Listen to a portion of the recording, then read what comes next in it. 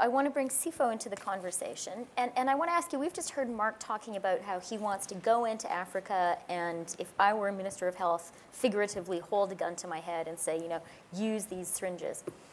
Isn't that a rather imperialist approach? And how do you feel when these Westerners, you know, come into your countries and say, hey, how come you're using these terrible needles? We have a solution for you. You love it, right?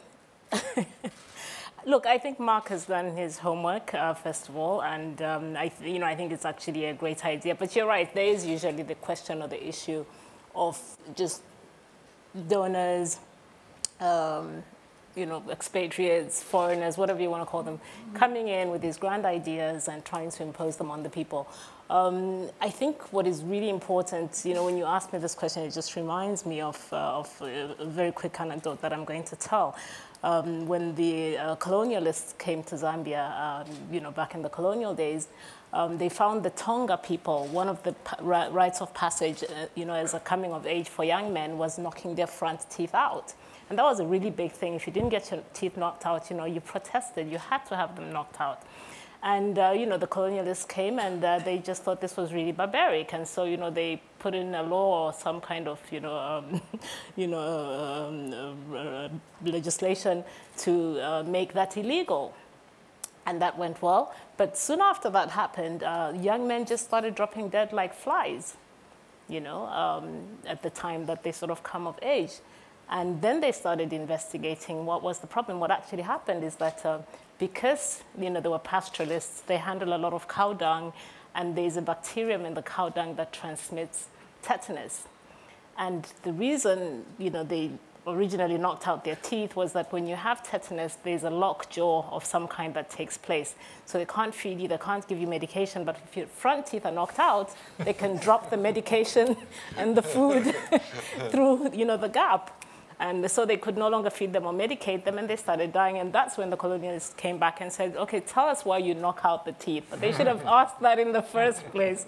So if, the point is that what the Africans want? You need to find out why they're doing what they do. And clearly for me, Mark has done his homework, so. But not everybody does?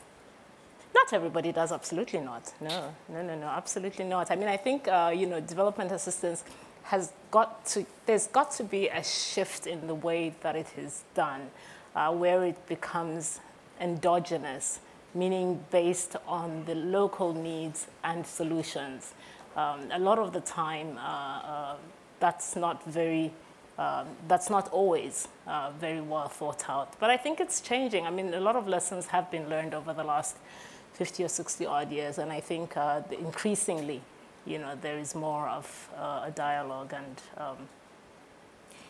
what do you think, Sipho, more broadly, and maybe Barbara will jump in on this in a minute, of, if I can call it the Dambisa critique, that, really what's going on is we've created these self-sustaining aid bureaucracies that actually pay quite high salaries to expats, that they're all about really continuing the problem.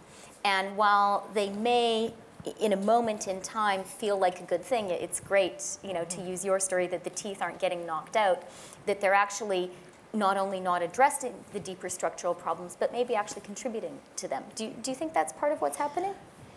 Look, I think Dambisa obviously has a point, but I want to jump very quickly because we don't have time and say this.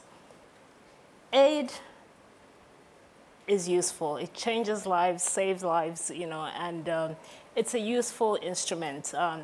If it is carried out in an environment with the right sort of governance framework, or where the policies are, promote growth, promote economic growth, where you have, strong institutions, and where you have the political will really to carry out the fundamental economic reforms, macroeconomic policies, public financial management, fiscal deficits, those kinds of things. So if you have the right policy framework, let me put it that way, I think aid can be very effective. And the idea behind aid should really be to move countries to where they are on a self-sustaining development path. The problem is when those sort of elements are not there. But if you also look at other aspects of aid, I think aid is particularly useful when it comes to human capital development. By that I mean health, I mean education. Aid can be very helpful in building institutions, very important for agriculture development, not just food aid, but really developing the systems on the ground. So there's a lot of things that aid can do, public goods, things like infrastructure, meaning roads, water, energy, and so on. So I think aid absolutely has its uses. What is misplaced or misguided is thinking that it should be a perpetual condition. The idea behind aid is really to get countries where they can be should there be time driving. limits? Should countries get cut off if they turn out not to be on that self-sustaining path?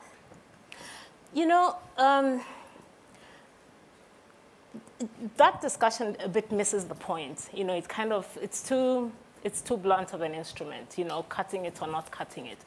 The point really is there should be an improvement in the way that aid is administered, in the way that aid is managed. I think that's the key, because we can't blame either the donors or the governments. It's an interactive process, and it's much bigger and much more complex than the simplistic sort of idea of we should cut it off at this point or not at that point. That's my perspective. So. I'm sure everyone here worries a lot about developing countries, maybe probably particularly about Africa. If you had sort of the option of having everybody here give some money to their favorite ideal philanthropy, or make an investment, a commercial investment in Africa, which do you think does more good? Look, I think the continent has changed as well. If you look now, a lot of the African demographic has shifted to where I think 70% of the population is under 35. So this is a new generation of Africans who are looking for opportunities. So investment opportunities are very important, opportunities for them to drive businesses on their own. So for them, that's really much more important. This is a generation that actually is very well represented in Dambisa's book. They're very critical of aid because there is a sense that, aid hasn't delivered on all of its promises. So I would absolutely support the idea of investment, and investing in, things like infrastructure that really create a base and a foundation for the economy to thrive and to grow.